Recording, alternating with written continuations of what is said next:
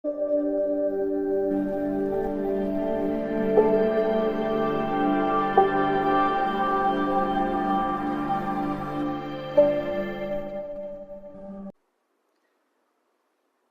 दोस्तों, RNA nursing classes के online platform पे आपका स्वागत है। आज की क्लास के अंदर हम मेंटल हेल्थ नर्सिंग या साइकेट्रिक नर्सिंग में मूड डिसऑर्डर पढ़ रहे थे। मूड डिसऑर्डर के अंदर मेनिया और डिप्रेशन के बारे में, और बाइपोलर अफेक्टिव डिसऑर्डर जिसके अंदर मेनिया और डिप्रेशन है वो क्या है, कॉमन रूप से साथ साथ या फिर कोई ये डिसऑर्डर पहले उसके बाद में डिप्रेशन या फिर मेनिया इनके साथ में यदि आते हैं तो उसे बाइपोलर अफेक्टिव डिसऑर्डर बोला जाता है।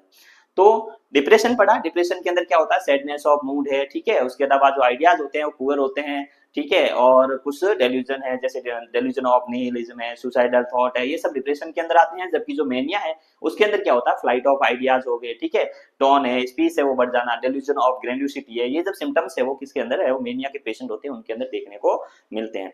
तो अपने प्रीवियस क्लास के अंदर मेनिया एंड डिप्रेशन और बाइपोलर अफेक्टिव डिसऑर्डर है उसके बारे में डिस्कस किया। आज की क्लास के अंदर कुछ अदर डिप्रेशन, ठीक है, अदर डिप्रेशन है उसके बारे में डिस्कस करेंगे। Some other depressions,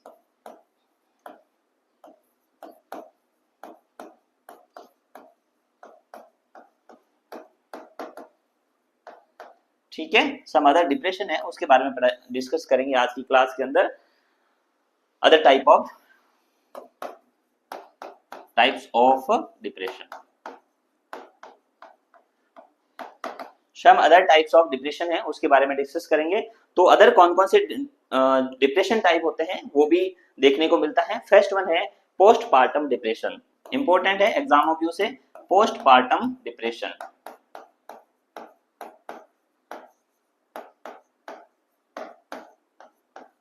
postpartum depression आपको टर्म से भी पता चल गया होगा। पोस्टपार्टम डिप्रेशन का मतलब ये होता है कोई भी प्रेगनेंसी के बाद में या डिलीवरी के बाद में, कोई बच्चा डिलीवर्ड हुआ है उसके बाद में मदर के अंदर क्या होना, साइकेट्रिक सिम्टम्स देखने को मिलना या फिर डिप्रेशन के सिम्टम्स देखने को मिलना, क्या कहलाता है, पोस्टपार्टम डिप्रेशन कहलाता है। तो पोस्टपार्टम डिप्रेशन क्या होता है कि डिलीवरी के बाद में, ठीक है, it is the disorder after delivery, या फिर अपन बोल सकते हैं डिलीवरी या और लेबर, ठीक है। आफ्टर डिलीवरी और लेबर के बाद में कुछ सिम्टम्स या डिप्रेशन के सिम्टम्स देखना, वो क्या कहलाता है, पोस्टपार्टम डिप्रेशन कहलाता है, ठीक है। इसके अंदर सिम्टम्स देखने को क्या क्या मिलते हैं, सैडनेस ऑफ मूड, ठीक है, सैडनेस ऑफ मूड देखने को मिलता है। इसके साथ साथ जो बच्चे हैं उसके साथ में जो अट्रैक्शन है, ठीक है, जो बेबी है, जो डिलीवर्ड बेबी हुआ उसके साथ में अट्रैक्शन है वो क्या होता है, पुअर हो जाता है। उनके साथ में जो मदर एंड बेबी के बीच में जो बॉन्ड होता है उसमें बॉन्ड में भी क्या हो जाता है, कमी हो जाती है, ठीक है। मदर और बेबी के बीच में बॉन्ड में प्रॉपर रूप से बॉन्ड नहीं बनाना, मदर एंड बेबी बॉन्डिंग है वो क्या रहती है, पुअर रहती है।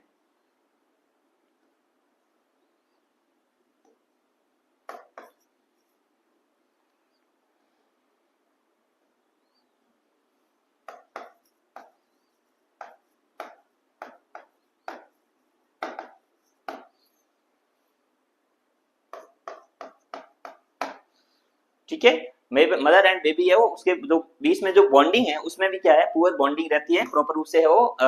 और अदर जो फैमिली मेंबर है उनके साथ में टर्म रिलेशन है वो क्या हो जाते हैं, फैमिली रिलेशन, उसमें भी इश्यू आता है। सबके साथ में बिहेवियर है वो चेंज हो जाता है, किसका, आफ्टर डिलीवरी मदर के अंदर, ठीक है। तो कुछ ये सिम्टम्स है वो देखने को मिलता है, पोस्टपार्टम डिप्रेशन कहलाता है, जिसके अंदर डिप्रेशन के सिम्टम्स, इसके साथ में उनका मूड होता है, बिल्कुल सैडनेस रहती है, फैमिली के जो अदर मेंबर है उनके साथ में सही तरह से है वो बिहेवियर है वो नहीं रहता है, साथ में उनके साथ में बॉन्डिंग है वो कम हो जाती है। जो मदर बेबी हुआ है छोटा उसके साथ में भी जो मदर और बेबी की जो बॉन्डिंग है वो क्या हो जाती है, पुअर हो जाती है। वो किसके अंदर होती है, पोस्टपार्टम डिप्रेशन के अंदर होती है। तो ये सिम्टम्स होते हैं आफ्टर डिलीवरी 3 मंथ, ठीक है। आफ्टर डिलीवरी 3 मंथ के अंदर जो पोस्टपार्टम डिप्रेशन के सिम्टम्स है वो ज्यादातर देखने को मिलते हैं। तो समझ में आ गया पोस्टपार्टम डिप्रेशन क्या होता है। Postpartum depression part of depression जो क्या होता है, आफ्टर डिलीवरी या फिर मदर के डिलीवरी होने के बाद में 3 मंथ्स के बाद में ज्यादा सिम्टम्स देखने को मिलता है। इसके अंदर मदर का जो मूड होता है वो क्या रहता है, सैडनेस ऑफ मूड रहता है। इसके साथ साथ अटेंशन मतलब जो अट्रैक्शन होता है वो भी पुअर हो जाता है। अदर जो मदर और बेबी के बीच में बॉन्डिंग होती है उसके अंदर भी प्रॉब्लम्स आ जाती है। और इसके साथ साथ जो फैमिली में रिलेशन है वो भी सही तरह से नहीं रह पाता है। ठीक है, सबका ध्यान है वो उनकी तरफ नहीं दे रहा है, तो भी उनका मूड है वो क्या रहता है, सैडनेस टाइप का मूड रहता है। ठीक है, और मोस्ट अपन बात करते हैं इंसिडेंस की बात करते हैं, तो इंसिडेंस की बात करते हैं। जो पोस्टपार्टम डिप्रेशन है मदर्स को, वो कितना होने के चांसेस होते हैं, जो मदर डिलीवर करती है उसके अंदर 10 to 15%, ठीक है, 10 से 15% ऑफ वुमन, ठीक है, समझ में आ गया। 10 से 15% जो ऑल ओवर डिलीवरी होती है उसके अंदर 10 से 15% वुमेन्स के अंदर क्या चांसेस रहता है, पोस्टपार्टम डिप्रेशन होने के चांसेस रहते हैं। समझ में आ गया होगा। तो पोस्टपार्टम डिप्रेशन के बारे में कभी कभी क्वेश्चन पूछ सकते हैं कि पोस्टपार्टम डिप्रेशन है वो कब होता है, तो आफ्टर डिलीवरी मदर्स के अंदर डिप्रेशन के सिम्टम्स देखने को मिलते हैं। वो किसके कारण से मिलते हैं, पोस्टपार्टम डिप्रेशन के कारण मिलते हैं। वर्ड से ही है, पोस्टपार्टम का मतलब होता है आफ्टर डिलीवरी। पोस्टपार्टम पीरियड होता है वो क्या होता है, आफ्टर डिलीवरी या फिर लेबर के बाद का पीरियड होता है, उसे पोस्टपार्टम बोला जाता है। तो postpartum after delivery, after labour के बाद में जो सिम्टम्स देखने को मिलते हैं उसे पोस्टपार्टम डिप्रेशन है वो बोला जाता है। ठीक है, अपन बात करते हैं इसके अंदर क्या ट्रीटमेंट देते हैं। पोस्टपार्टम डिप्रेशन के अंदर पेशेंट को कौन सा ट्रीटमेंट दिया जाता है, क्या क्या मेडिकेशन दी जाती है, तो थेरेपी है या फिर जो अदर्स थेरेपीज है वो तो सेम रहती है। ठीक है, ये माइनर डिसऑर्डर है जिसके अंदर क्या है, कुछ टाइम 3 मंथ्स तक सिम्टम्स दिखते हैं, उसके बाद में ये रिजॉल्व हो जाते हैं, पेशेंट के अंदर डिप्रेशन के सिम्टम्स है वो सही हो जाते हैं। तो पोस्टपार्टम डिप्रेशन है वो लॉन्ग टाइम नहीं रहता है। मोस्ट कॉमन जो after delivery 3 to 4 month 6 month तक मेजर सिम्टम्स रहते हैं, उसके बाद में पेशेंट के सिम्टम्स है वो कम हो जाते हैं, और डिलीवरी के बाद में सिम्टम्स है वो स्लो है वो कम हो जाते हैं और डिसअपियर हो जाते हैं। तो समझ में आ गया आपको पोस्टपार्टम डिप्रेशन में पेशेंट को क्या क्या ट्रीटमेंट देते हैं, उसके बारे में बात करते हैं। तो कुछ ड्रग्स होती है वो ब्रेस्ट फीडिंग के अंदर अवॉइड होती है। तो पोस्टपार्टम मदर होती है वो क्या करती है, ब्रेस्ट फीड कराती है।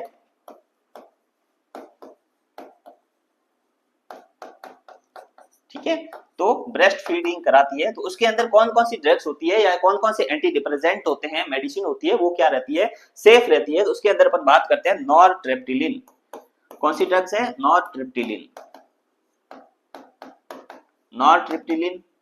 ठीक है, नॉरट्रिप्टिलिन है, इसके अलावा सर्टालिन है एंड सर्टालिन। ये टैबलेट्स होती है, ये क्या रहती है, सेफ रहती है। जो ब्रेस्ट फीड कराती है पोस्टपार्टम मदर उनके लिए एंटी डिप्रेसेंट ड्रग्स है वो कौन सी सेफ रहती है, तो अपन को याद रखना है कि नॉरट्रिप्टिलिन एंड सर्टालिन, ये दो टैबलेट्स होती है जो एंटी डिप्रेसेंट होते हैं, वो क्या रहते हैं प्रेगनेंसी के अंदर, पोस्टपार्टम या फिर जो ब्रेस्ट फीड कराते हैं उन मदर्स के अंदर क्या रहते हैं, सेफ रहते हैं। तो ये क्या है, एंटी डिप्रेसेंट है।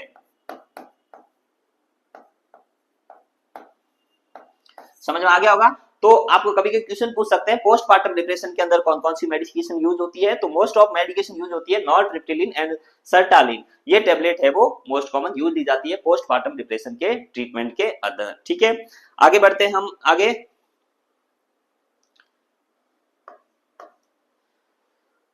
नेक्स्ट है एजिटेटेड डिप्रेशन। ठीक है, ये क्या था, पोस्टपार्टम डिप्रेशन। उसके बाद में आगे है वो एक टर्मिनोलॉजी होती है, वो होती है एजिटेटेड डिप्रेशन।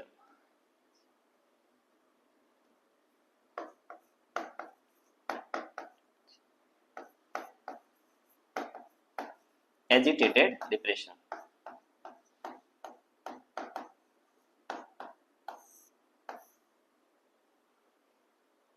ठीक है। एजिटेटेड डिप्रेशन एक ऐसा डिप्रेशन है जिसके अंदर क्या रहता है, डिप्रेशन के पेशेंट थोड़े से जो डिप्रेशन के सिम्टम्स होते हैं उसके उल्टे ऑपोजिट सिम्टम्स देखने को मिलते हैं। क्या रहते हैं, डिप्रेशन पेशेंट विद डिप्रेशन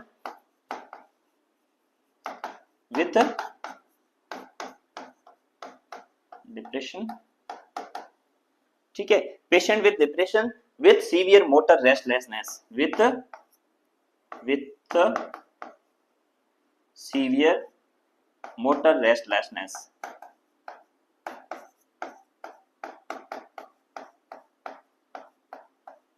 समझ में आ गया।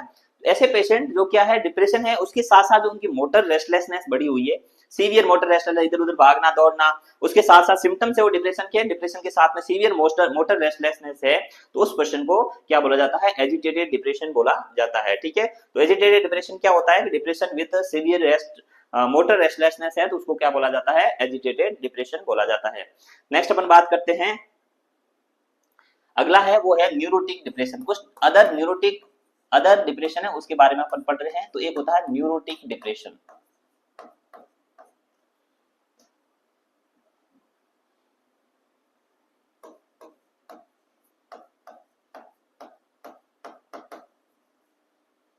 न्यूरोटिक डिप्रेशन,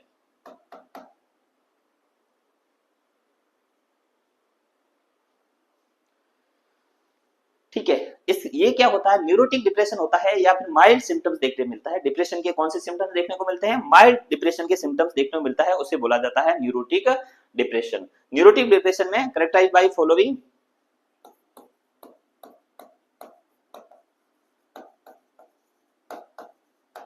ठीक है, कैरेक्टराइज्ड बाय कौन कौन से सिम्टम्स होते हैं, माइल्ड एंड मॉडरेट डिप्रेशन देखने को मिलता है, mild and moderate depression, mild and moderate depression, ठीक है, माइल्ड एंड मॉडरेट डिप्रेशन देखने को मिलता है। इसके साथ साथ, ठीक है, वो देखने को कब मिलते हैं, न्यूरोटिक डिप्रेशन ऐसा होता है कि सिम्टम्स, ठीक है, सिम्टम्स कब देखने को मिलते हैं, strangers and stressful condition, stressful condition, समझ में आ गया। न्यूरोटिक डिप्रेशन में माइल्ड एंड मॉडरेट डिप्रेशन के सिम्टम्स देखने को मिलते हैं। इसके अलावा जो सिम्टम्स होते हैं, स्ट्रेंजर्स मतलब कुछ प्रॉब्लम आ रही है या फिर कुछ स्ट्रेसफुल कंडीशन के अंदर डिप्रेशन के सिम्टम्स देखने को मिलते हैं, तो उसे क्या बोला जाता है, न्यूरोटिक डिप्रेशन बोला जाता है, ठीक है।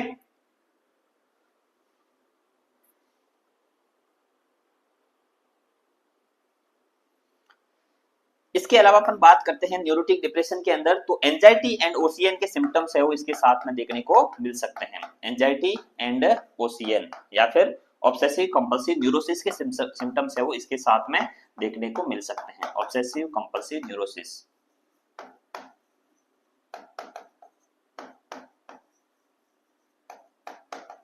समझ में आ गया।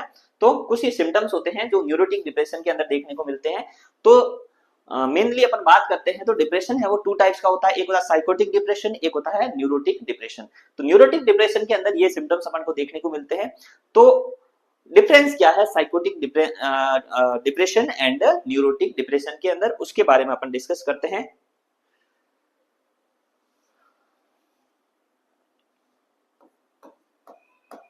एक होता है साइकोटिक डिप्रेशन टर्म,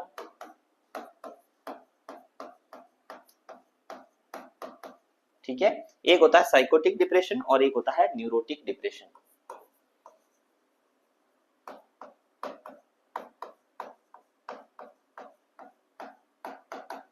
ठीक है, एक होता है साइकोटिक डिप्रेशन और एक होता है न्यूरोटिक डिप्रेशन। दोनों में क्या डिफरेंस है उसके बारे में अपन पढ़ते हैं, ठीक है। इसको बोला जाता है, वो बोला जाता है एंडोजीनस डिप्रेशन। क्या बोला जाता है, एंडोजीनस डिप्रेशन। टर्मिनोलॉजी इंपॉर्टेंट है, कभी कभी एग्जाम रिव्यू से भी इंपॉर्टेंट है, कौन से को क्या बोला जाता है। That is the endogenous depression और that is the exogenous depression. Exogenous depression,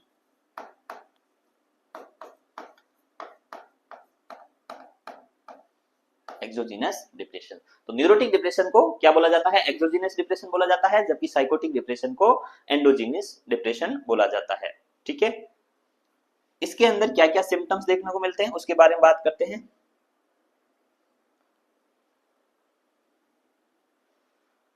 इसमें जो कॉज है बायोलॉजिकल कॉजेज की वजह से होता है, ये बायोलॉजिकल एंड पर्सनैलिटी कॉजेज, ठीक है। जो साइकोटिक डिप्रेशन होता है वो बायोलॉजिकल और पर्सनालिटी के रिलेटेड जो कॉज होते हैं उसके कारण से होता है, जबकि ये जो होता है वो है इन्वायरमेंटल फैक्टर्स के कारण से, ठीक है। यदि इन्वायरमेंट के अंदर सही तरह से एडजस्ट नहीं हो रहा है उस कारण से उन पर्सन को न्यूरोटिक डिप्रेशन इन्वायरमेंटल फैक्टर्स के कारण से मोस्ट कॉमन देखने को मिलता है। कौन सा, न्यूरोटिक डिप्रेशन, ठीक है। और सीवियरिटी की बात करते हैं अपन,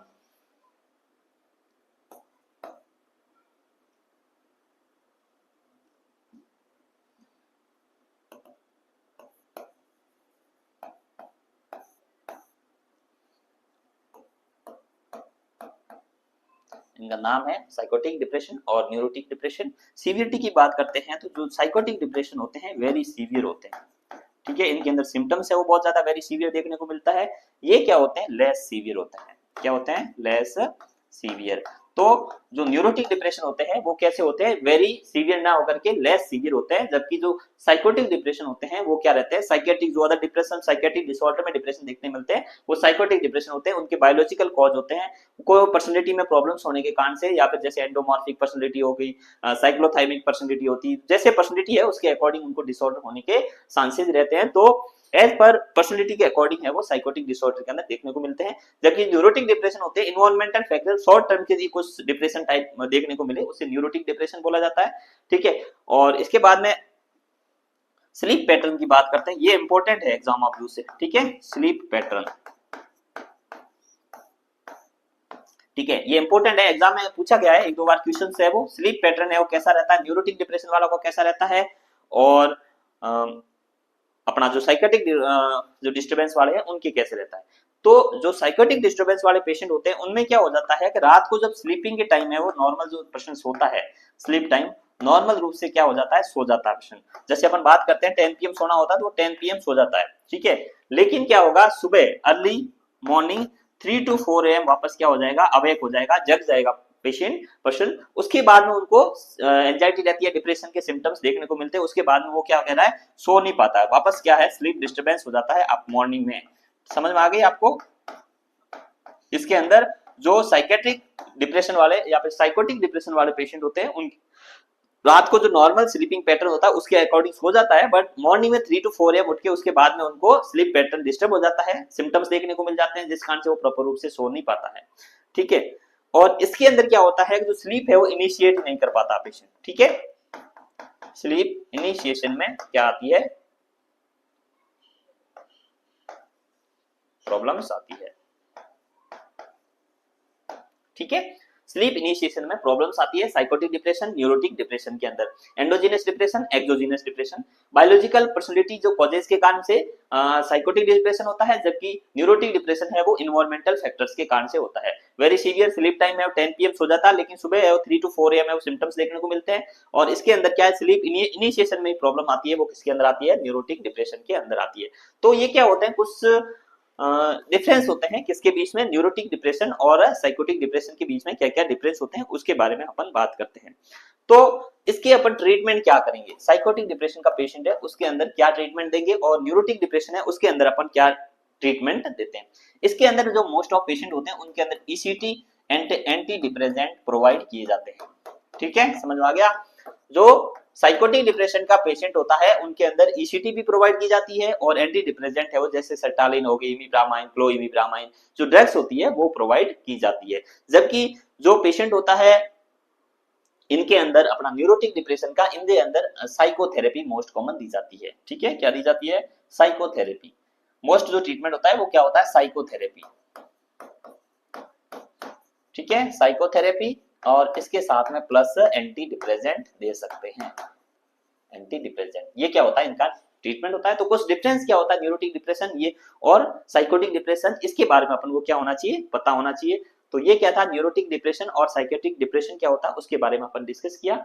तो अभी तक की क्लास के अंदर जो डिप्रेशन है, कौन कौन से डिप्रेशन है, जैसे पोस्टमार्टम डिप्रेशन हो गए, ठीक है, और कौन कौन से डिप्रेशन हो गए, उनकी सभी डिप्रेशन के बारे में डिस्कस किया। और उसके अलावा जो बाइपोलर अफेक्टिव डिसऑर्डर कौन कौन से, उसके अंदर क्या क्या आता है, ठीक है, मेनिया है, डिप्रेशन है, उनके बारे में अपने डिटेल में डिस्कस किया, ठीक है। तो ये क्या होता है, कुछ डिप्रेशन के बारे में अपन ने पढ़ा।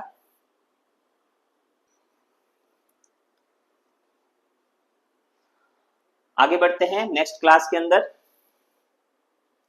अपना अगला टॉपिक है वो है न्यूरोटिक डिसऑर्डर, ठीक है। अभी तक के जो डिसऑर्डर थे साइकोटिक डिसऑर्डर उसके बारे में डिस्कस किया। साइकोटिक डिसऑर्डर में हमने पढ़ा, या फिर अपन जैसे क्लासिफिकेशन के अंदर पढ़ा, जो डिसऑर्डर होते हैं साइकेट्रिक में या फिर मेंटल डिसऑर्डर होते हैं, टू टाइप्स के होते हैं। That is the first one is the major mental illness, second one is the minor mental illness. Major mental illness वो है, वो टू टाइप्स की होती है। दैट इज द ऑर्गेनिक साइकोसिस, मेजर मेंटल इलनेस। क्लासिफिकेशन में अपन ने पढ़ा टू टाइप्स की, first one is the major mental illness, ठीक है, मेजर मेंटल इलनेस। और सेकंड वन अपन ने पढ़ी वो है minor mental illness, minor mental illness. ठीक है, मेजर मेंटल इलनेस और माइनर मेंटल इलनेस। जो मेजर मेंटल इलनेस है इसको अपन ने बोला साइकोसिस, और जो माइनर मेंटल इलनेस है उसको अपन ने बोला न्यूरोसिस। ठीक है, न्यूरोसिस। ठीक है, और मेजर मेंटल इलनेस में अपन ने टू टाइप्स के पढ़े disorder, that is the first one is the organic. ठीक है, ऑर्गेनिक साइकोसिस, समझ में आ गया। सेकेंड वन अपन ने पढ़ा वो था फंक्शनल साइकोसिस। कोई भी अपन डिसऑर्डर पढ़ते हैं तो उनका क्लासिफिकेशन अच्छे में से समझ में होना चाहिए कि कौन सा डिसऑर्डर है वो क्या है। तो मेजर मेंटल इलनेस के अंदर साइकोसिस बोला जाता है इसको, इसके अंदर से organic साइकोसिस, second one is the functional साइकोसिस। ठीक है, फंक्शनल साइकोसिस। ओके, और ऑर्गेनिक साइकोसिस में अपन ने क्या पढ़ा, that is the delirium and dementia. Delirium and dementia, समझ में आ गया। डेलेरियम पढ़ा, डेलेरियम के अंदर अपन ने क्या पढ़ा, क्लाउडेड कॉन्शियसनेस होने को देखने को मिलती है। डेमेंशिया के अंदर मेमोरी इंपेयरमेंट होता है, जिसके अंदर मोस्ट कॉमन डेमेंशिया होता है वो अल्जाइमर डेमेंशिया होता है। ठीक है, पोस्ट ट्रॉमेटिक डेलेरियम वगैरह है वो देखने को मिलते हैं। क्लाउडेड कॉन्शियसनेस होती है, कॉन्शियसनेस रिलेटेड प्रॉब्लम्स है डेलेरियम, जबकि डेमेंशिया है वो किसका है, मेमोरी इंपेयरमेंट रिलेटेड प्रॉब्लम्स है। फिर हमने फंक्शनल साइकोसिस के अंदर सबसे बड़ा डिसऑर्डर अपने साइकियाट्री का, that is the schizophrenia. Schizophrenia कौन सा पढ़ा, सिजोफ्रेनिया, उसके बारे में पढ़ा। सिजोफ्रेनिया क्या होता है, माइंड का ऑल ओवर जो पार्ट है उसके अंदर प्रॉब्लम्स आ जाती है, बिहेवियर, अफेक्शन एंड थॉट, इनके सिम्टम्स देखने को मिलते हैं। वो किसके अंदर देखने को मिलते हैं, सिजोफ्रेनिया के पेशेंट के अंदर देखने को मिलते हैं।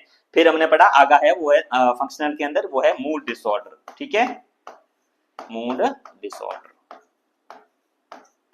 समझ में आ गया। और मूड डिसऑर्डर के अंदर अपन ने क्या क्या पढ़ा, मेनिया है, मेनिया, डिप्रेशन और BAD, बाइपोलर अफेक्टिव डिसऑर्डर, जिसके अंदर मेनिया एंड डिप्रेशन है उनके सिम्टम्स साथ में देखने को मिलते हैं।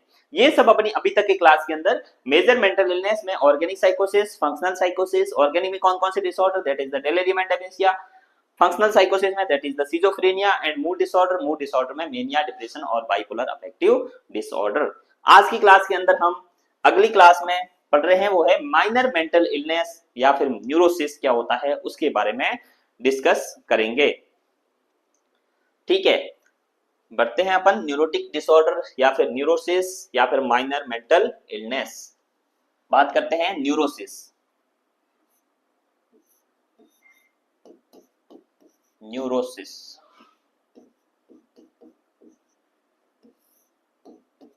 न्यूरोसिस या फिर इसको बोला जाता है minor mental illness. Minor mental illness, minor mental illness. Minor mental illness क्या होते हैं, ग्रुप ऑफ सिम्टम्स होते हैं। It is the group of symptoms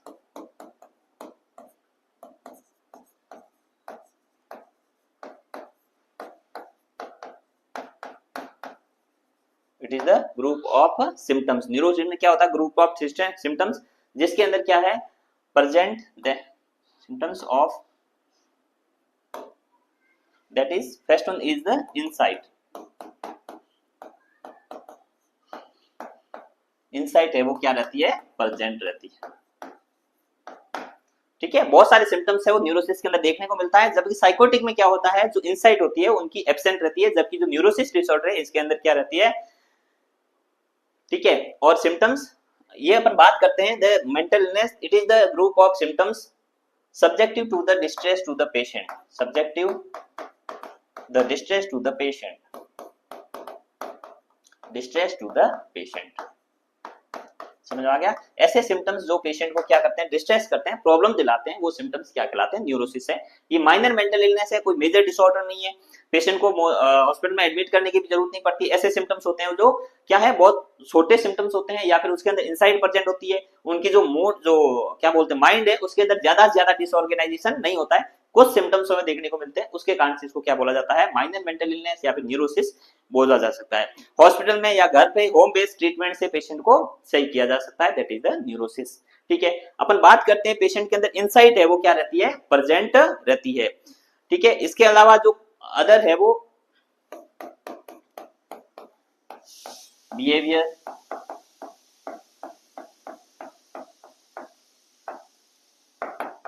personality and attitude है वो क्या रहता है, नॉट अफेक्टेड। ज्यादा है वो इनके अंदर अफेक्टेड नहीं रहते हैं, ज्यादा अफेक्टेड नहीं होते हैं। कौन से, बिहेवियर अफेक्शन, जैसे बिहेवियर हो गया, पर्सनैलिटी है, उसके अंदर कोई ज्यादा चेंजेस है वो देखने को नहीं मिलता है। पेशेंट है वो कॉन्टेक्ट विद रियलिटी के साथ में प्रेजेंट रहता है, patient with contact with reality. ऐसा नहीं है पेशेंट है वो मतलब न्यूरोसिस का पेशेंट हो गया, उनके जो नॉर्मल रियलिटी के साथ में कनेक्शन है वो टूट जाता है, ऐसा नहीं रहता है। ऐसे जैसे मतलब डिप्रेशन का पेशेंट हो गया, उनमें क्या है, नॉर्मल जो उनका नॉर्मल बिहेवियर था, नॉर्मल व्यवहार था, फैमिली में जो रिलेशन थे वो उसमें क्या है, सब डिसऑर्गेनाइजेशन हो जाता है। पेशेंट है वो फैमिली के साथ में टर्म वगैरह नहीं रख पाता है, ऐसा रहता है। जबकि जो न्यूरोटिक के पेशेंट होते हैं, पेशेंट है वो जो फैमिली के साथ में कॉन्टेक्ट वगैरह होता है वो क्या रहता है, मेंटेन रहता है।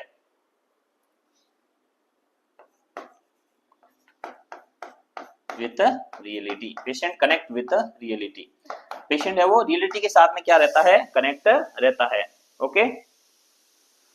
इसके अलावा पेशेंट में कोई पॉजिटिव ऑर्गेनिक कॉजेज प्रेजेंट नहीं होते हैं, ऑर्गेनिक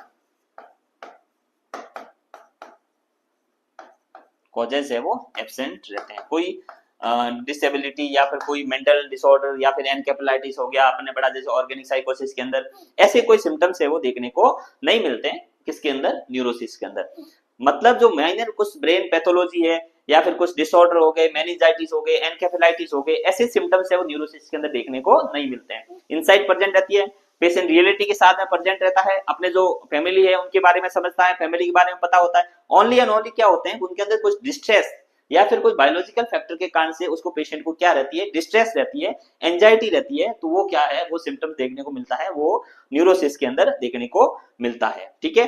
तो इसके अंदर कौन कौन से डिसऑर्डर आते हैं, बढ़ते हैं अपन आगे न्यूरोसिस के अंदर। न्यूरोसिस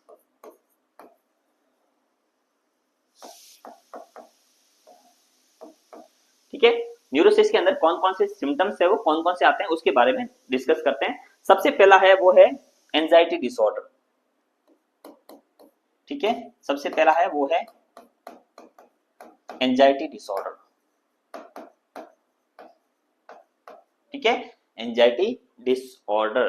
ठीक है, और एंजाइटी डिसऑर्डर में कौन सा, जनरलाइज्ड एंजाइटी डिसऑर्डर। ठीक है, जीएडी। जीएडी मतलब क्या होता है, generalized anxiety disorder, generalized anxiety disorder.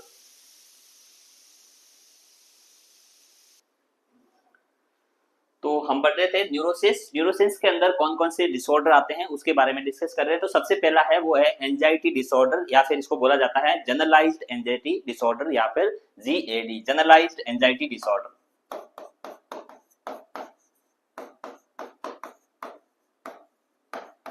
ठीक है, फर्स्ट है न्यूरोसिस के अंदर जनरलाइज्ड एंजाइटी डिसऑर्डर या फिर जीएडी या फिर एंजाइटी डिसऑर्डर। सेकंड वन है वो है panic anxiety disorder, panic anxiety disorder.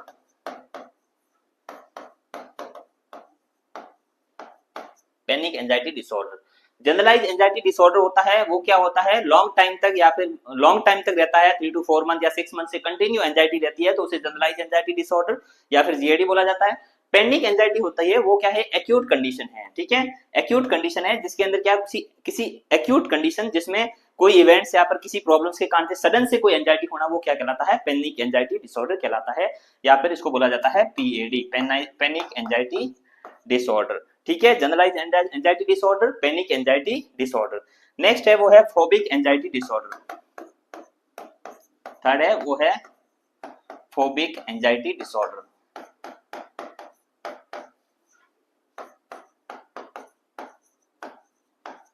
Phobic anxiety disorder 3-1 कौन सा है, तो ये क्या है, न्यूरोसिस में कौन कौन से डिसऑर्डर आते हैं उसके बारे में डिस्कस कर रहे हैं। पहला है एंजाइटी डिसऑर्डर जिसके अंदर जनरलाइज एंजाइटी डिसऑर्डर, सेकंड है पैनिक एंजाइटी डिसऑर्डर या फिर पीएडी, थर्ड है वो है फोबिक एंजाइटी डिसऑर्डर।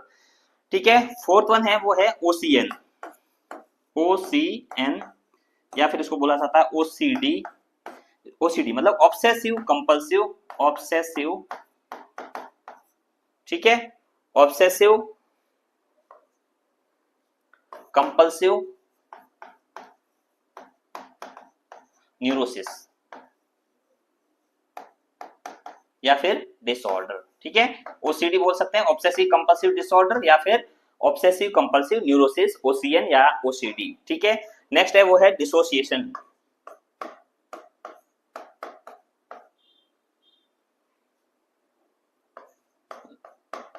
डिसोसिएशन, ठीक है, dissociation conversion reaction.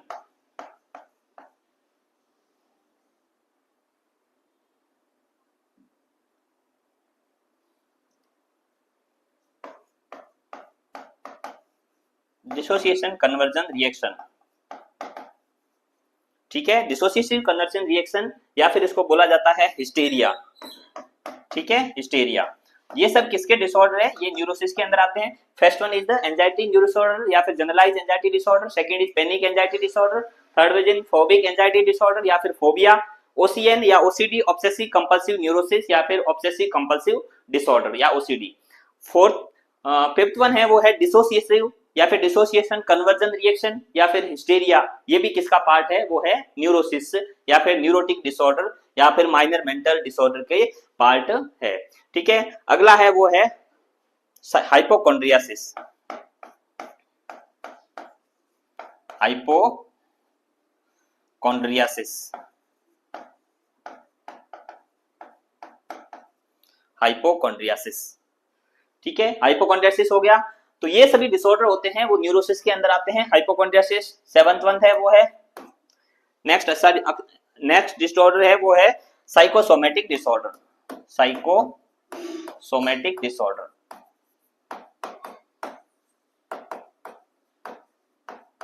Psychosomatic disorder. ये सभी डिसऑर्डर है वो किसके अंदर आते हैं? न्यूरोसिस या फिर माइनर मेंटल इलनेस के अंदर आते हैं। इसके अंदर अपन सबसे पहले पढ़ेंगे एंजाइटी डिसऑर्डर या जनरलाइज एंजाइटी डिसऑर्डर क्या होता है, इसके बारे में डिस्कस करेंगे।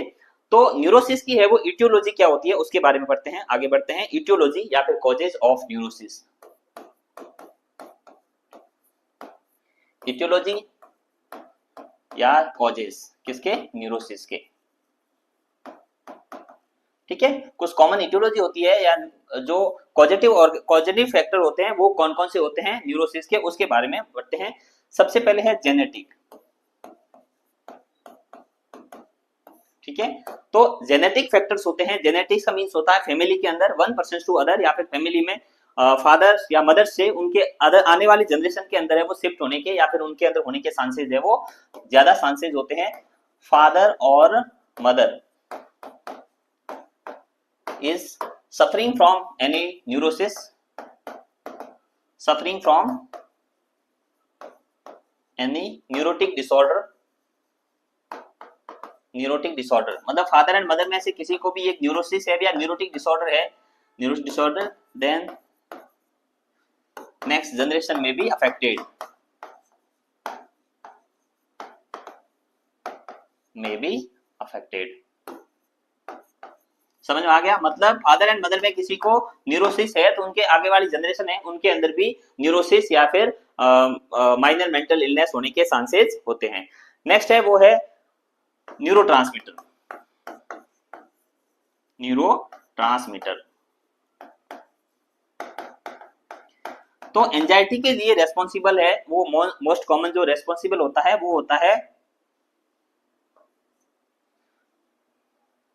ठीक है, तो एंजाइटी के लिए मेन रेस्पॉन्सिबल होता है वो होता है गाबा। कौन रेस्पॉन्सिबल होता है? गाबा। ठीक है, गाबा का लेवल एंजाइटी के अंदर क्या हो जाता है? डिक्रीज हो जाता है। ठीक है, गाबा का लेवल है वो न्यूरोट्रांसमीटर, गाबा का लेवल है वो न्यूरोट्रांसमीटर, गाबा का लेवल एंजाइटी के अंदर क्या रहता है? कम रहता है। किसके अंदर? एंजाइटी के अंदर। तो न्यूरोसिस के अंदर गाबा का लेवल है वो मेन देखा जाता है, गाबा का लेवल एंजाइटी के अंदर है वो क्या रहता है? कम रहता है। ठीक है, कुछ ड्रग्स होती है, ठीक है, कुछ ड्रग्स जैसे सोडियम लैक्टेट, जैसे लैक्टेट हो गया, ठीक है, और कुछ ऑक्सीजन वगैरह जैसे नाइट्रस ऑक्सीजन है, गैसेज हो गए, जो एनेस्थेटिक ड्रग्स होती है इनके द्वारा है भी क्या है? इनके द्वारा भी एंजाइटी होने के चांसेस है वो रहते हैं। कुछ ड्रग्स के द्वारा भी क्या हो जाता है? चांसेस रहते हैं, न्यूरोटिक डिसऑर्डर होने के चांसेस रहते हैं। तो ये क्या होती है, कुछ कॉमन इटियोलॉजी होती है या फिर पॉजिटिव फैक्टर्स होते हैं जिसके कारण से न्यूरोसिस होने के चांसेस रहते हैं। अपन आगे बढ़ते हैं। फर्स्ट वन डिसऑर्डर है न्यूरोसिस के अंदर, वो है अपना एंजाइटी डिसऑर्डर। ठीक है, एंजाइटी।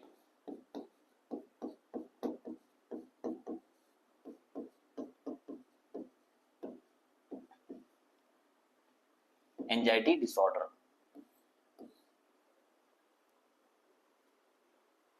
ठीक है।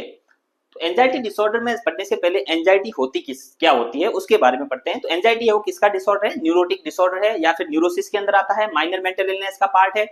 तो it is the disorder, it is neurosis, neurotic disorder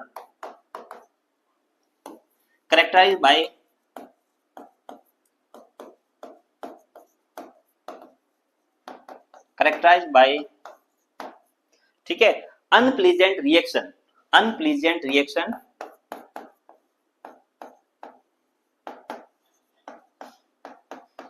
reaction from imaginary situation, ठीक है, from imaginary dangerous,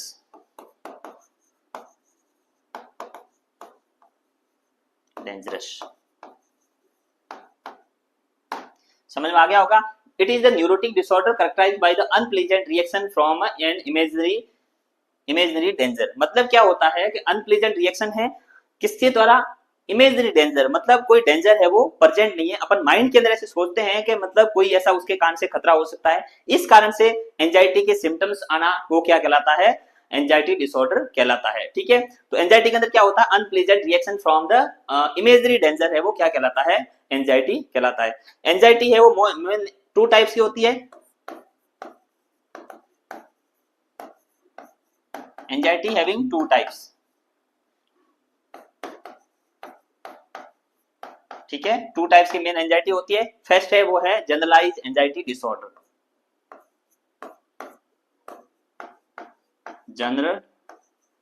generalised anxiety disorder.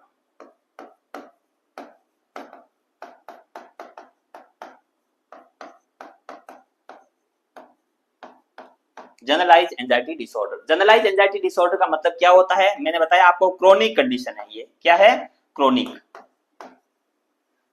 ठीक है, समझ में आ गया है। क्या होता है अनप्लीजेंट रिएक्शन जिसके कारण से कुछ प्रॉब्लम्स आती हो बॉडी के लिए, या फिर ऐसे अनप्लीजेंट रिएक्शन किसके कारण से, इमेजिनरी डेंजर, कोई डेंजरस है वो प्रेजेंट नहीं है, अपन सोचते हैं किसी के बारे में, या फिर जैसे मतलब उसके कारण से मेरे को नुकसान हो सकता है, या फिर ऐसा माइंड के अंदर सोच के उसके कारण से अपन को एंजाइटी होती है, शरीर के अंदर ऐसे सिम्टम्स देखने को मिलते हैं। ठीक है, जिस मतलब अपनी जो मूवमेंट है एक्टिविटीज बढ़ जाती है, या फिर हेडेक रहना स्टार्ट हो जाते हैं, फिजिकल सिम्टम्स देखने को मिलते हैं, तो ये सब एंजाइटी के कारण हो, तो उसे बोला जाता है इमेजरी डेंजर बोला जाता है। मतलब उसमें कुछ डेंजरस प्रेजेंट नहीं है, बिना डेंजरस के यदि ऐसे सिम्टम्स देखने को मिलते हैं तो उसे क्या बोला जाता है, एंजाइटी डिसऑर्डर बोला जाता है।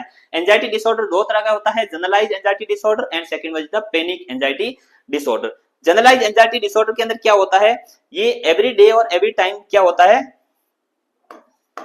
टाइम के साथ साथ every day every time every day, मतलब जितना टाइम बढ़ता है उसके साथ साथ जो एंजाइटी है वो क्या होती है, इंक्रीज होती है, बढ़ती है।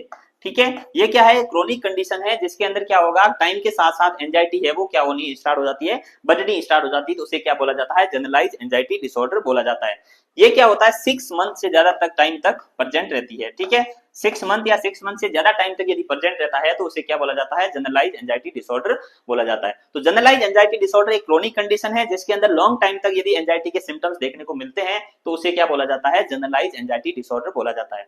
जबकि जो पैनिक एंजाइटी डिसऑर्डर होता है वो एक्यूट कंडीशन होती है। ठीक है, एक्यूट कंडीशन का मतलब क्या होता है कि सडन एकदम से किसी इवेंट्स या किसी प्रॉब्लम के कारण से अपन को एंजाइटी के सिम्टम्स देखने को मिलते हैं तो उसे क्या बोला जाता है, पैनिक एंजाइटी डिसऑर्डर बोला जाता है। ठीक है, नेक्स्ट है सेकंड वन है वो है पैनिक एंजाइटी डिसऑर्डर। फर्स्ट है वो है कौन सा, जनरलाइज एंजाइटी डिसऑर्डर, और सेकंड वन है वो है पैनिक एंजाइटी डिसऑर्डर। मैंने आपको बताया जनरलाइज एंजाइटी डिसऑर्डर है वो क्या होता है, क्रोनिक कंडीशन है, मतलब 6 मंथ तक ऐसे सिम्टम्स है वो देखने को मिल सकते हैं। जबकि जो पैनिक एंजाइटी डिसऑर्डर है वो क्या है, एक्यूट कंडीशन है, एक्यूट एंड सीवियर सिम्टम्स देखने को मिलते हैं। ठीक है, acute and severe symptoms of anxiety।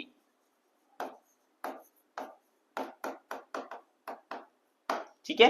Severe symptoms of anxiety मतलब एकदम से अचानक से कुछ प्रॉब्लम्स आना और उसके सिम्टम्स है वो क्या है, सीवियर रहना, वो क्या कहलाता है, एक्यूट एंजाइटी या सॉरी पैनिक एंजाइटी डिसऑर्डर है वो कहलाता है। ठीक है, ये क्या है, इसके सिम्टम्स है वो कितने 20 से 30 मिनट तक रह सकते हैं, 20 to 30 मिनट्स तक। ठीक है, 20 to 30 मिनट्स के अंदर क्या होते हैं, सिम्टम्स है वो देखने को मिलते हैं। ठीक है, इसमें सिम्टम्स क्या क्या देखने को मिलते हैं, अनइजीनेस। ठीक है, सिम्टम्स क्या है, एकदम से सडन ऐसे लगना कि बहुत बिल्कुल मेरे को सही फील नहीं हो रहा है, अनइजीनेस फील होना, डिस्निया। ठीक है, difficulty in respiration, diaphoresis, sudden से क्या होना, स्वेटिंग होना या डायफोरेसिस होना। ठीक है, डायफोरेसिस होना, अनप्लेजेंट रिएक्शन, डिस्निया होना, अनइजीनेस होना। ठीक है, हेडेक, ये सडन से सिम्टम्स होना panic anxiety disorder acute condition है, सीवियर सिम्टम्स देखने को मिलता है, सीवियर हेडेक होना स्टार्ट हो जाएगा, किसी होता क्यों है, किसी इवेंट्स के कारण से, फैमिली में कुछ ऐसा कुछ ऐसी कंडीशन हो गया या फिर कुछ ऐसा मतलब जो अपन नहीं चाहते वैसा कुछ इवेंट्स हो गया, तो उसके कारण से यदि सिम्टम्स देखने को मिलता है तो उसे क्या बोला जाता है, पैनिक एंजाइटी डिसऑर्डर। ये शॉर्ट टर्म के लिए एंजाइटी डिसऑर्डर है, शॉर्ट टर्म के लिए क्या है, कुछ सिम्टम्स देखने को मिलते हैं, जबकि जो जनरलाइज एंजाइटी डिसऑर्डर होता है उसके अंदर क्या होता है, लॉन्ग टाइम तक सिम्टम्स रहते हैं, 6 मंथ तक भी सिम्टम्स है वो देखने को मिल सकते हैं, तो उसे क्या बोला जाता है, जनरलाइज एंजाइटी डिसऑर्डर। तो एंजाइटी डिसऑर्डर होता है वो मोस्ट कॉमन 2 टाइप्स का होता है, generalize anxiety disorder and panic anxiety disorder. Generalize क्या होता है, पैनिक क्या होता है, इसके बारे में हमने डिस्कस किया। और इसके अलावा क्या है, ब्रीथिंग के अंदर क्या होगा, shortening of breathing, shortness of breathing, dyspnea भी होगा, उसके साथ साथ शॉर्टनेस ऑफ ब्रीथिंग, ऐसे लगेगा कि मतलब श्वास है वो नहीं आ रहा है, उनको ऐसे डिफिकल्टी भी देखने को मिल सकती है। ठीक है, तो ये क्या होता है, ये सिम्टम्स होते हैं पैनिक एंजाइटी डिसऑर्डर या फिर जनरल एंजाइटी डिसऑर्डर के अंदर देखने को मिलता है। नेक्स्ट अपन आगे बढ़ते हैं, ये दो क्या क्या होते हैं, जनरलाइज एंजाइटी डिसऑर्डर और पैनिक एंजाइटी डिसऑर्डर में क्या डिफरेंस है उसके बारे में पढ़ा। हम आगे बढ़ते हैं क्लिनिकल फीचर्स। ठीक है, क्या है, साइन एंड सिम्टम या फिर क्लिनिकल फीचर्स है वो देखने को मिलते हैं एंजाइटी डिसऑर्डर के अंदर, क्लिनिकल फीचर्स। ठीक है, या फिर साइन एंड सिम्टम्स है वो क्या क्या देखने को मिलते हैं एंजाइटी डिसऑर्डर के अंदर, उसके बारे में हम डिस्कस करते हैं। सबसे पहले है फिजिकल सिम्टम्स। ठीक है, बॉडी के अंदर क्या क्या सिम्टम्स देखने को मिलते हैं उसे बोलते हैं physical symptoms. Physical symptoms, physical symptoms है वो क्या क्या देखने को मिलते हैं वो अपन पढ़ते हैं। फिजिकल सिम्टम्स में क्या क्या होगा, डिस्निया होगा, ठीक है, चेस्ट पेन,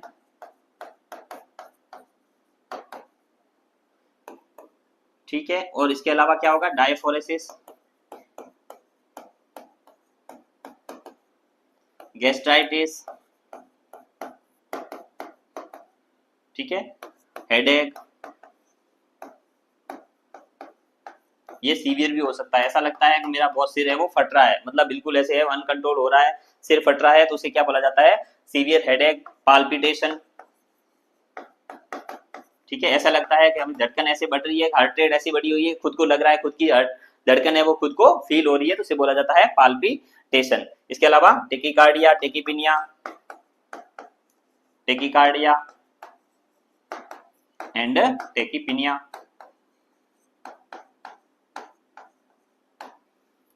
ठीक है, इसके अलावा ड्राई माउथ, इधर उधर ज्यादा मतलब एक्टिविटीज बढ़ जाती है तो मुंह भी सूखना स्टार्ट हो जाता है, तो ये सिम्टम्स कुछ फिजिकल सिम्टम्स होते हैं वो देखने को मिलते हैं किसके अंदर, जनरलाइज एंजाइटी और पैनिक एंजाइटी डिसऑर्डर के अंदर देखने को मिलते हैं। तो ये क्या है, मोस्ट कॉमन सिम्टम्स होते हैं वो जनरलाइज एंजाइटी डिसऑर्डर या पैनिक एंजाइटी डिसऑर्डर के अंदर देखने को मिलता है। ठीक है, इसके अलावा एब्डोमेन पेन भी हो सकता है, nausea, vomiting, abdominal pain, abdominal pain, gastritis के मेन सिम्टम्स ज्यादा देखने को मिलता है, डिस्फेगिया भी देखने को मिल सकता है।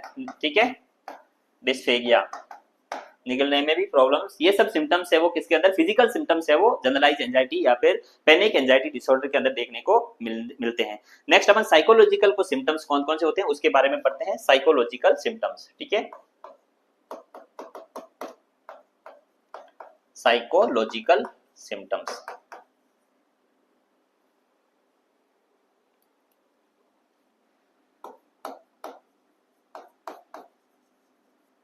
ठीक है, साइकोलॉजिकल सिम्टम्स के अंदर अपन को क्या क्या सिम्टम्स देखने को मिलते हैं उसके बारे में डिस्कस करते हैं। तो इसके अंदर क्या रहेगा, इंसोमनिया, सही तरह से स्लीप पैटर्न डिस्टर्ब हो जाना, disturb sleep pattern,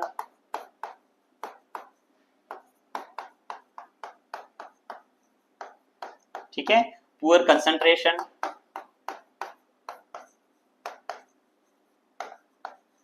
sleep pattern disturb हो जाना, पुअर क्या है, कंसंट्रेशन है वो पुअर रह जाना, डिस्ट्रैक्टेबिलिटी, इरिटेबिलिटी, डिस्ट्रैक्टेबिलिटी या फिर इरिटेबिलिटी,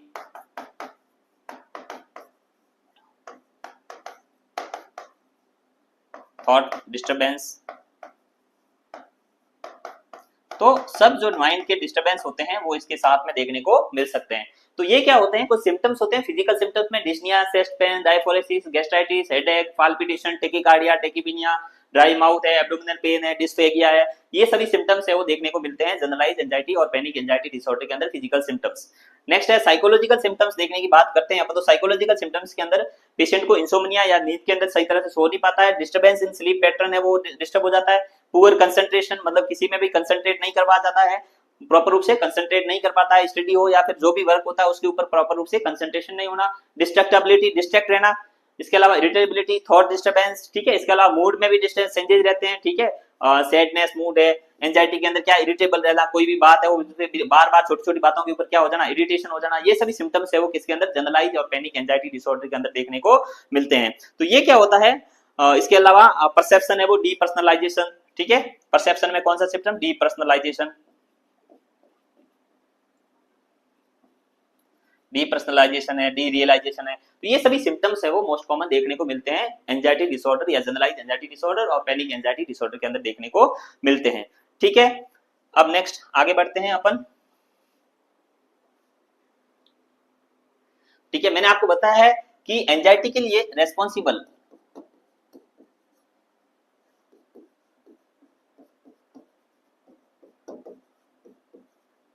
न्यूरोट्रांसमीटर, ठीक है, न्यूरोट्रांसमीटर कौन सा होता है, वो होता है गाबा न्यूरोट्रांसमीटर,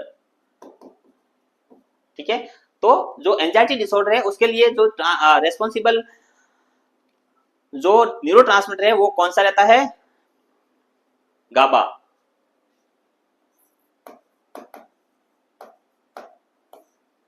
ठीक है।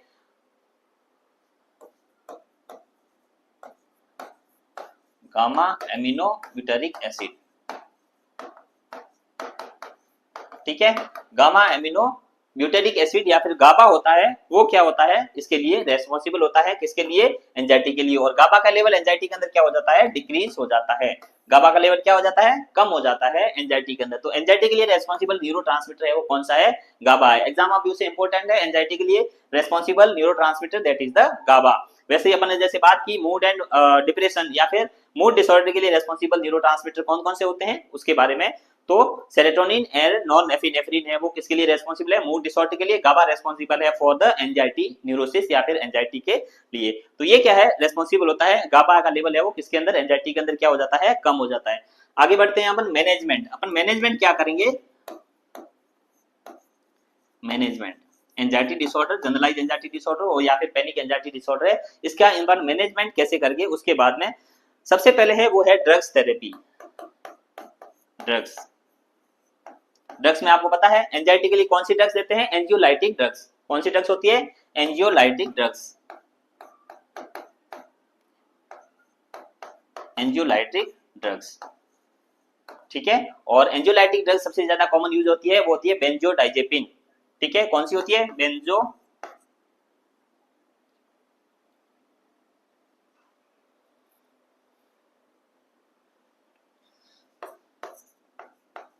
बेंजोडाइजेपिन, ठीक है, बेंजोडाइजेपिन है वो सबसे मोस्ट कॉमन होने वाली ड्रग्स होती है। बेंजोडाइजेपिन के अंदर कौन कौन से आते हैं, वो आते हैं डाइजापिन, डाइजेपाम, डाइजेपाम, ये सभी ड्रग्स है वो बेंजोडाइजेपिन में आती है, डाइजेपाम, लोराजेपाम, इसके पीछे पाम लगता है वो सब बेंजोडाइजेपिन होती है, लोराजेपाम, ठीक है,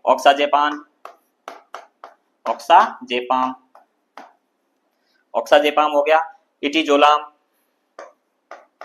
इटिजोलाम, ठीक है। और दूसरा था क्लोरडाइजेपॉक्साइड, क्लोरडाइजेपॉक्साइड, क्लोरडाइजेपॉक्साइड। ये सभी ड्रग्स होती है वो मोस्ट कॉमन यूज ली जाती है। एंटी एंजुलाइटिक या एंटी एंजुलाइटिक ड्रग्स जो किसके अंदर यूज आती है, एंजाइटी के अंदर यूज ली जाती है। बेंजोडाइजेपिन या फिर डाइजेपाम, लोराजेपाम, ऑक्साजेपाम, इटिजोलाम, क्लोरडाइजेपॉक्साइड, ये सभी ड्रग्स यूज आती है इसके लिए। एंटी डिप्रेसेंट अपन यूज करते हैं, सर्टालिन है, फ्लोक्सेटिन है, वो भी यूज करते हैं। ये ड्रग्स कौन सी होती है, एंजुलाइटिक ड्रग्स। सेकेंड वन ड्रग्स है वो है anti depressant, anti depressant. Anti depressant drugs कौन कौन से होती हैं उसके बारे में पढ़ना है। तो सबसे पहले है वो है जैसे सर्टालिन हो गई, ठीक है, सर्टालिन। उसके अलावा फ्लुक्सेटिन है, फ्लुक्सेटिन, फ्लुक्सामाइन, फ्लुक्सामाइन, ठीक है। याद रखना फ्लुक्सेटिन ड्रग ऑफ चॉइस किसके अंदर होती है, drug of choice in the OCD. आगे अपन पढ़ेंगे फ्लुक्सेटिन है वो ड्रग ऑफ चॉइस किसकी है, ओसीडी, ऑब्सेसिव कंपल्सिव न्यूरोसिस या ऑब्सेसिव कंपल्सिव डिसऑर्डर के अंदर ड्रग्स कौन सी यूज आती है, यूज ली जाती है, तो वो कौन सी होती है, फ्लुक्सेटिन यूज ली जाती है।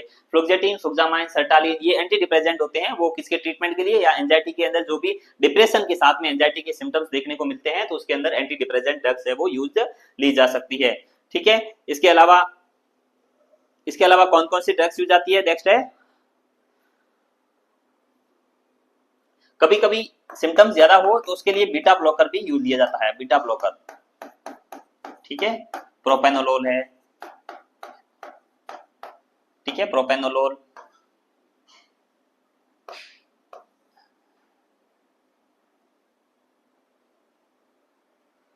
ठीक है, प्रोपेनोलोल हो गया, एटिनोलोल है, ये सभी ड्रग्स बीटा ब्लॉकर भी यूज लिए जा सकती है किसके अंदर, इसके ट्रीटमेंट के अंदर, एटिनोलोल, ठीक है। तो ये क्या होते हैं, कुछ ड्रग्स है वो किसके अंदर यूज ली जाती है, एंजाइटी के अंदर या एंजाइटी न्यूरोसिस के अंदर यूज ली जाती है। उसके बाद में सेकंड है वो है साइकोथेरेपी, साइकोथेरेपी, साइकोथेरेपी। साइकोथेरेपी में मेन होती है वो होती है सपोर्टिव साइकोथेरेपी, सपोर्टिव साइकोथेरेपी। अपन सब इसको डिटेल में पढ़ेंगे किसके अंदर कैसे ली जाती है, कौन सी किसके अंदर ज्यादा इफेक्टिव होती है। तो एंजाइटी के अंदर सपोर्टिव साइकोथेरेपी होगी, ठीक है। रिलैक्सेशन टेक्निक है, रिलैक्सेशन टेक्निक ये सबसे इंपॉर्टेंट होती है, रिलैक्सेशन टेक्निक, रिलैक्सेशन टेक्निक हो गया, योगा हो गया, ठीक है, योगा रिलैक्सेशन टेक्निक है, एक्सरसाइज है, ये सभी इंपॉर्टेंट है इसके अंदर। दूसरा हिप्नोसिस, ठीक है, जो फैक्टर्स है वो एंजाइटी जिस फैक्टर के कारण है उस फैक्टर्स को माइंड से हटाना, हिप्नोटाइज करना, ये सभी जो ट्रीटमेंट है वो किसके अंदर यूज लिया जाता है, एंजाइटी डिसऑर्डर या फिर एंजाइटी न्यूरोसिस के अंदर यूज लिया जा सकता है। तो एंजाइटी के अंदर क्या होता है, फिजिकल एंड साइकोलॉजिकल दोनों सिम्टम्स देखने को मिलते हैं। As per symptoms psychological physical symptoms है उसका ट्रीटमेंट भी करना है, उसके अकॉर्डिंग फिजिकल जो ड्रग्स सिम्टम्स के अंदर जो प्रॉब्लम्स आ रही है, हेडेक आ रही है, हेडेक सिलिकॉन एनाल्जेसिस वगैरह वो भी दे सकते हैं। तो इसके अलावा अपन ट्रीटमेंट की बात करें तो फिजिकल सिम्टम्स के लिए जो फिजिकल सिम्टम्स है एज पर सिम्टोमेटिक ट्रीटमेंट अपन बोल सकते हैं वो भी प्रोवाइड किया जा सकता है इसके अंदर, ठीक है। अपन बात है तो सिम्टोमेटिक ट्रीटमेंट भी किया जा सकता है, सिम्टोमेटिक,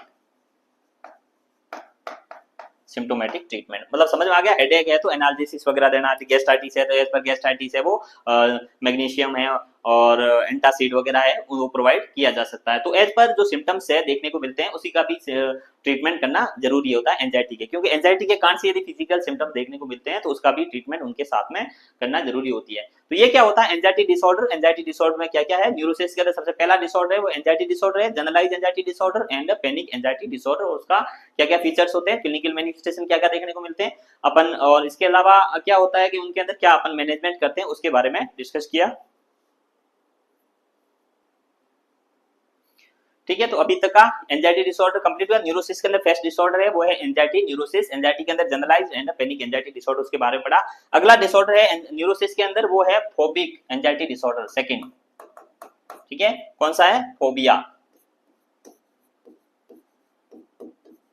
या फिर बोला जाता है फोबिक एंजाइटी डिसऑर्डर।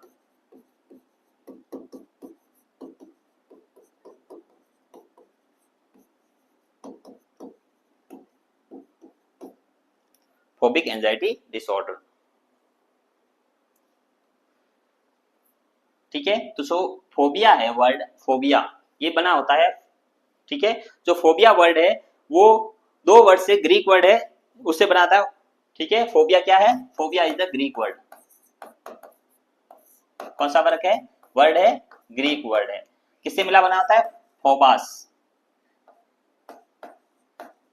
ठीक है, और फोबास का मतलब होता है फियर, या फिर क्या बोलते हैं, डर। डर या फियर है, उसको क्या बोला जाता है? फोबास। तो फोबिया है वो क्या है? ग्रीक वर्ड है। किससे लिया गया है? ग्रीक वर्ड से लिया गया है, ग्रीक लैंग्वेज से लिया गया है, जिसका अर्थ है फोबास। फोबास मीन फियर या डर, किसी भी थिंग से क्या लगना, डर लगना, वो क्या कहलाता है? जबकि जो डर होता है वो क्या होता है? इरेशनल फियर होता है, जिससे क्या है, जो आम इंसान है उनको डर नहीं लगता है, उस चीज से या उस थिंग से डर लगना क्या कहलाता है? फोबिया कहलाता है। तो अपन डेफिनेशन की बात करते हैं फोबिया की। फोबिया में समझ आ गया, फोबिया क्या है? इरेशनल फियर है, जो क्या है, जिससे क्या आम आदमी को या नॉर्मल पर्सन को उनसे फियर या डर नहीं लगे, तो वो है इरेशनल फियर कहलाता है। ठीक है, तो डेफिनेशन की बात करते हैं अपन। डेफिनेशन, डेफिनेशन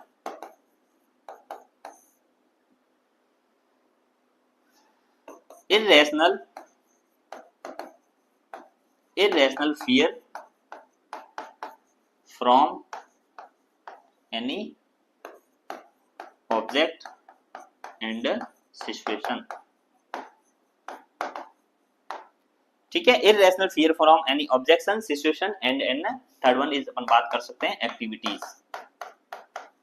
इसके अंदर irrational fear होना, जो रेशनल नहीं है, किसी नॉर्मल पर्सन को उससे डर नहीं लगता, उससे डरना क्या कहलाता है? फोबिया कहलाता है। तो फोबिया, फोबिया ग्रीक वर्ड है, फोबास से लिया गया, फियर डर, उसे क्या बोला जाता है? फोबास बोला जाता है। Irrational fear from any object and situation is known as phobia.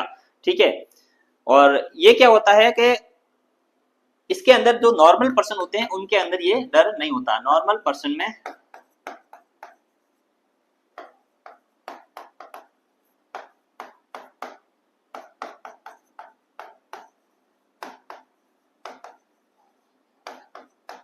समझ में आ गया? जो नॉर्मल पर्सन होते हैं, जो फोबिया में डर लगता है, उसमें नॉर्मल पर्सन होता है जो इसको प्रॉब्लम्स नहीं है फोबिया की, उनको उससे क्या लगता है? डर नहीं लगता है, तो उसे क्या हो जाता है?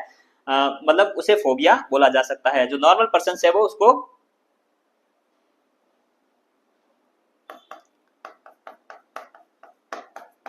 Outing of fear. ठीक है, और इसमें क्या होता है? फोबिया के अंदर पर्सन होता है उस थिंग्स जिससे डर लगता है उससे दूर होने की कोशिश करता है, आउटिंग होने की, outing of the fear, fear से क्या है? दूरी रखने की कोशिश करता है फोबिया वाला पर्सन, जो भी फोबिया जिसको है। मतलब क्या होता है कि किसी चीज से डर लग रहा है, उससे दूरी बनाने की कोशिश करता है फोबिया वाला पर्सन, तो it is the out of the, और दूरी बनाने की कोशिश करता है। इसके अलावा अपन बात करते हैं इनसाइट होती है, वो क्या रहती है? प्रेजेंट रहती है। फोबिया के जो पेशेंट होते हैं उसके अंदर इस इनसाइट है वो प्रेजेंट रहती है, क्योंकि जो न्यूरोसिस होता है या न्यूरोसिस के जो भी न्यूरोटिक डिसऑर्डर होते हैं उसके अंदर इनसाइट है वो क्या रहती है? प्रेजेंट रहती है। चाहे जनरलाइज एंजाइटी डिसऑर्डर हो गया, चाहे फोबिया हो गया, जो भी डिसऑर्डर होते हैं उसके अंदर एंजाइटी मतलब सॉरी इनसाइट होती है वो क्या रहती है? प्रेजेंट रहती है। ठीक है, अपन नेक्स्ट बात करते हैं, वो करते हैं सबसे कौन कौन से टाइप्स के फोबिया होते हैं उसके बारे में बात करते हैं। टाइप्स इंपोर्टेंट, इसके अंदर टाइप्स ही है। मोस्ट कॉमन कौन कौन से फोबिया होते हैं उसके बारे में। ठीक है, टाइप्स में सबसे पहला है वो है agoraphobia.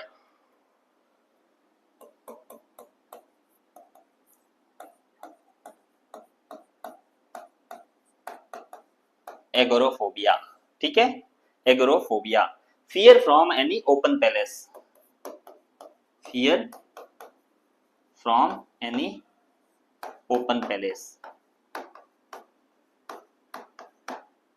Fear from any open place. मतलब क्या होना, कहीं पे बाहर पे जो खुला स्थान है उसमें जाने से डर लगना, मतलब बिल्कुल घर पे ही रहना, घर के रूम के अंदर चुप के बैठे रहना, वो एगोरोफोबिया के अंदर जो जिसको एगोरोफोबिया होता है वो घर से बाहर निकलने की भी कोशिश नहीं करता, बिकॉज उनको क्या लगता है आउटर से या फिर जो खुला प्लेस है मैदान में या फिर पार्क में जाने से डर लगना, जहाँ पे खुला इन्वायरमेंट है उसमें जाने से उनको डर लगता है, तो उसे क्या बोला जाता है? एगोरोफोबिया बोला जाता है। ये इंपॉर्टेंट है, सबसे कॉमनेस्ट, सबसे कॉमन है, ठीक है, कॉमनेस्ट टाइप ऑफ फोबिया है, सबसे ज्यादा सबसे कॉमन फोबिया है वो कौन सा होता है? वो होता है एगोरोफोबिया होता है। ठीक है, और कॉमन प्लेस का मतलब क्या होता है? ओपन प्लेस, कॉमन प्लेस जहां पे जैसे बस स्टैंड हो गया, रेलवे स्टेशन हो गया, जहाँ पे जो आम पब्लिक जाती है, पब्लिक पैलेस हो गया, पार्क हो गया, गार्डन हो गया, इनके अंदर जाने से बिल्कुल क्या होता है, उनको डर लगता है, तो उसे क्या बोला जाता है, एगोराफोबिया बोला जाता है। तो सबसे इंपॉर्टेंट है एगोराफोबिया, और कॉमनेस्ट टाइप ऑफ फोबिया होता है वो कौन सा है, एगोराफोबिया है। ठीक है, अगला अपन बढ़ते हैं, नेक्स्ट है वो है सोशल फोबिया। सोशल फोबिया, ठीक है, सोशल फोबिया। सोशल फोबिया मतलब fear from any social program and social function. ठीक है, क्या होना, सोशल प्रोग्राम या फिर सोशल फोबिया के अंदर क्या होता है, सोशल प्रोग्राम होता है, जैसे मैरिज है, किसी का प्रोग्राम है, उसमें जाने से डर लगना क्या कहलाता है, सोशल फोबिया कहलाता है। ऐसा पर्सन होगा जिसको सोशल फोबिया होगा वो क्या होगा, किसी भी मैरिज है या भी जो प्रोग्राम्स है उसके अंदर जाने से, पार्टी है उनके अंदर जाने से क्या लगता है, डर लगता है, तो वो क्या कहलाता है, सोशल फोबिया कहलाता है। ये भी क्या है, एगोराफोबिया के बाद में कॉमन रूप से देखने को मिलता है, सोशल फोबिया है वो देखने को मिलता है। कुछ स्पेसिफिक फोबिया के टाइप्स है उसके बारे में पढ़ते हैं अपन, स्पेसिफिक फोबिया। ठीक है,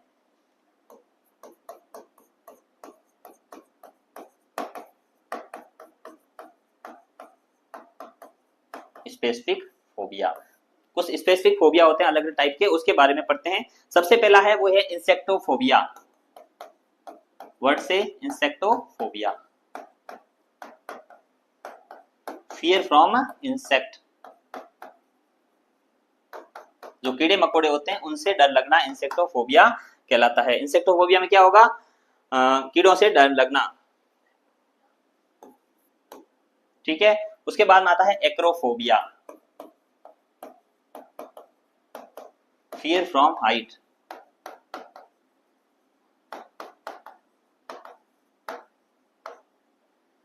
ठीक है, gamophobia, fear from marriage.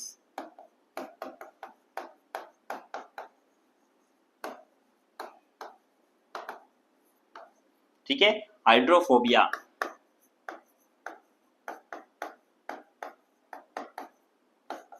Fear from water. Most common जो फियर फ्रॉम वाटर या फिर हाइड्रोफोबिया होता है वो किसके अंदर देखने को मिलता है, रेबीज। इंपॉर्टेंट है एग्जाम ऑफ व्यू से, रेबीज के पेशेंट होते हैं उनके अंदर हाइड्रोफोबिया देखने को मिलता है। तो हाइड्रोफोबिया मोस्ट कॉमन किसमें देखने को मिलता है, वो बोल मिलता है रेबीज के पेशेंट में। नेक्स्ट है zoophobia, strangers, zoophobia, fear from stranger, जो नुकसान पहुंचाने वाले हैं उनसे डर लगना, strangers, fear from stranger. Xenophobia, algophobia.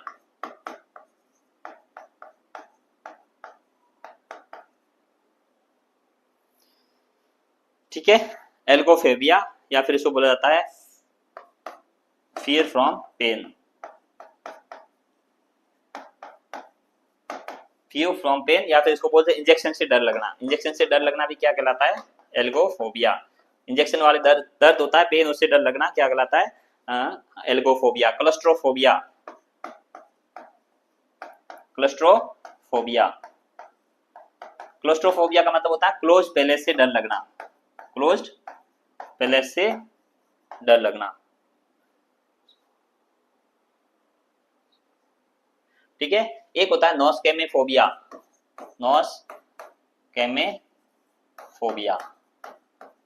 ठीक है, fear from hospital, fear from hospital, या हॉस्पिटल जाने से या हॉस्पिटल के एनवायरनमेंट से डर लगना नॉस्केमोफोबिया बोला जाता है। ये भी इंपॉर्टेंट है एग्जाम ऑफ व्यू से, किसे बोला जाता है, नॉस्केमोफोबिया। ठीक है, और इंजेक्शन से डर लगना उसको बेलेनोफोबिया भी बोला जाता है, बेलेनोफोबिया। इंजेक्शन के पेन से डर लगना वो दैट इज द एल्गोफोबिया। बेलेनोफोबिया है वो इंजेक्शन से डर लगना क्या कहलाता है, बेलेनोफोबिया। तो ये कुछ टाइप ऑफ स्पेसिफिक फोबिया के टाइप्स होते हैं वो अपन देखने को मिलते हैं। अब अपन बात करते हैं इसके अंदर क्या क्या क्लिनिकल मैनिफेस्टेशन या क्लिनिकल फीचर्स देखने को मिलता है फोबिया के अंदर। Clinical features, clinical features phobia के अंदर स्पेसिफिक थिंग्स से क्या लेना, डर लगना, वो क्या कहलाता है, फोबिया कहलाता है। तो फीचर्स के अंदर क्या होगा कि जो अपन बात करते हैं कि जो कौन कौन से फीचर्स है वो देखने को मिलते हैं। तो जो क्लिनिकल फीचर्स है जो फोबिक एजेंट है मतलब जिस चीज से डर लगता है, जिससे फोबिया है, उनसा यदि सामने यदि फाइट मतलब सामने यदि आता है, वो फैक्टर्स यदि प्रेजेंट है, तो उससे बहुत ज्यादा उनसे अनइजीनेस फील होना, उससे डर लगना, उसको बिल्कुल सामना नहीं कर पाना। जैसे मतलब हाइड्रोफोबिया, पानी देखेगा, पानी से बिल्कुल ऐसे उसको मतलब एलर्जी टाइप है और वो पास में भी जा सकता, पानी के पास में नहीं जा सकता। ओपन पैलेस है तो ओपन पैलेस में जाने से उसको हिचकिचाहट होती है, जा नहीं पाता, उनको अनइजीनेस फील होती है। सिम्टम्स है वो, जैसे अपन उनसे फैक्टर्स है वो प्रेजेंट है तो उसमें क्या क्या सिम्टम्स देखने को मिलते हैं, तो डिस्निया हो सकता है, ठीक है, पर्सपिरेशन, डिस्निया, पर्सपिरेशन, ठीक है, डायफोरेसिस हो गया, पर्सपिरेशन हो गया, पाल्पिटेशन हो गया, ड्राई माउथ है, ठीक है, हार्ट रेट बढ़ जाती है, इंक्रीज हो जाती है, पर्सपिरेशन हो गया, ठीक है, ड्राई माउथ, जो एंजाइटी के सिम्टम्स होते हैं वो सभी देखने को मिल सकते हैं। जो प्रॉब्लम्स है, डिस्निया है, पाल्पिटेशन है, पर्सपिरेशन है, हार्ट रेट इंक्रीज हो जाना, डिस्निया, डायफोरेसिस, ये सभी सिम्टम्स है वो देखने को मिलते हैं किसके अंदर, फोबिक एंजाइटी या फोबिया के अंदर देखने को मिलते हैं। और फोबिया के जो सिम्टम्स देखने को तब मिलते हैं जब जो फोबिया, जिस चीज फोबिया है या फिर जिस चीज से फियर लग रहा है इरेशनल, वो फैक्टर्स यदि सामने प्रेजेंट हो तभी सिम्टम्स देखने को मिलते हैं। अब अपन बात करते हैं इसके मैनेजमेंट की, या फोबिया के अंदर क्या मैनेजमेंट करते हैं उसके बारे में पढ़ते हैं। Management of phobia, management, management, phobia का मैनेजमेंट कैसे करते हैं, तो इसके अंदर जो मेन होती है वो होती है साइकोथेरेपी यूज की जाती है, ड्रग्स वगैरह ज्यादा इफेक्टिव नहीं है। तो साइकोथेरेपी में सबसे पहले है साइकोथेरेपी। जो न्यूरोस्टिक डिसऑर्डर है उसके अंदर सबसे ज्यादा कौन सी है, वो साइकोथेरेपी है, वो ज्यादा इफेक्टिव है as compare to the drugs and ECT. तो साइकोथेरेपी में सबसे मेन है cognitive behaviour therapy, cognitive behaviour therapy.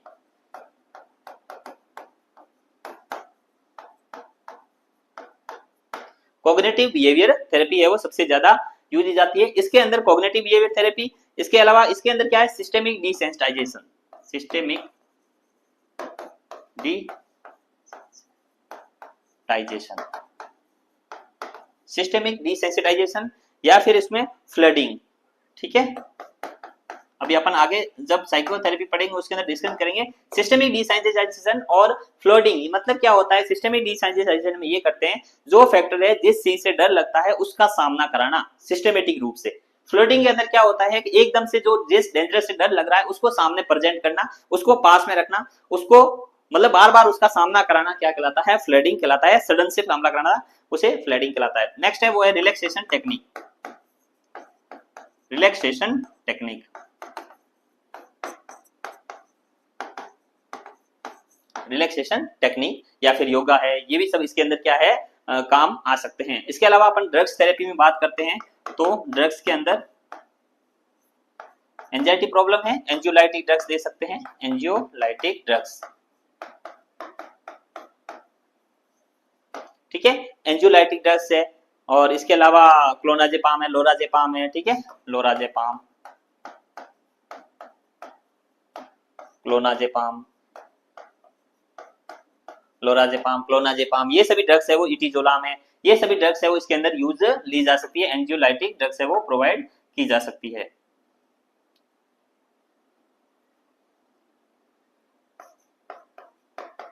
इटिजोलाम, ठीक है। तो कौन कौन, लोराजेपाम, क्लोनाजेपाम, इटिजोलाम, ये एंजियोलाइटिक ड्रग्स होती है वो अपन क्या पेशेंट को दे सकते हैं। इसके अलावा एंटी डिप्रेसेंट भी प्रोवाइड की जा सकते हैं, एंटी डिप्रेसेंट, इमिप्रामाइन है, सर्टालिन है, फ्लुक्जेटिन है, सर्टालिन, फ्लुक्जेटिन, ठीक है, इमिप्रामाइन, ये सभी एंटी डिप्रेसेंट ड्रग्स भी इसके अंदर प्रोवाइड की जाती है। कौन से पेशेंट, जो पेशेंट होते हैं अपना फोबिया के पेशेंट होते हैं, या फिर एंजाइटी, एक टाइप का एंजाइटी है जिसके अंदर क्या होता है, उन थिंग्स से डर लगना क्या कहलाता है, फोबिया कहलाता है।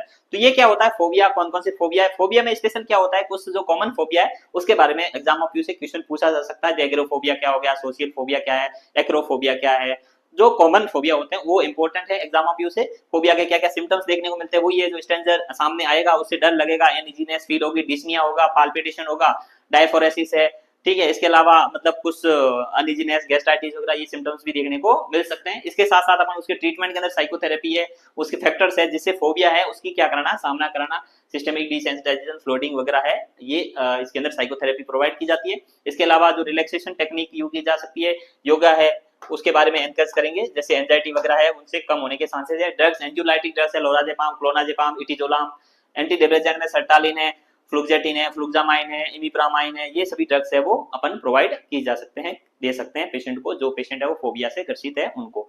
तो ये क्या होते हैं, अपन ने पढ़ा है एंजियोलाइटिक या न्यूरोटिक डिसऑर्डर, जो से कौन कौन से न्यूरोसिस है। न्यूरोसिस में सबसे पहले एंजाइटी न्यूरोसिस, और एंजाइटी में जनरलाइज और पैनिक एंजाइटी न्यूरोसिस क्या होता है उसके बारे में पढ़ा, और उसके साथ में अपने फोबिया या फोबिक एंजाइटी न्यूरोसिस क्या होता है उसके बारे में डिस्कस किया। आगे के जो न्यूरोटिक डिसऑर्डर है नेक्स्ट क्लास के अंदर अपन डिस्कस करेंगे। तो आज की क्लास में इतना ही। आपको जो भी हमने डिस्कस किया वो आपको अच्छे से समझ में आ गया होगा। अगली क्लास के अंदर अपन न्यूरोटिक डिसऑर्डर के अगले पार्ट के जो अगले डिसऑर्डर है या ऑब्सेसिव कंपल्सिव न्यूरोसिस वगैरह है, ठीक है, उसके बारे में, डिसोसिएटिव कन्वर्जिंग रिएक्शन डीएसआर, ठीक है, डिसोसिएटिव कन्वर्जिंग रिएक्शन डीसीआर और हिस्टीरिया हो गए, ठीक है, उसके अलावा जो हाइपोकॉन्ड्रियासिस वगैरह है, ये डिसऑर्डर है, इसके बारे में हम डिस्कस करेंगे अगली क्लास के अंदर। तो थैंक यू वेरी मच।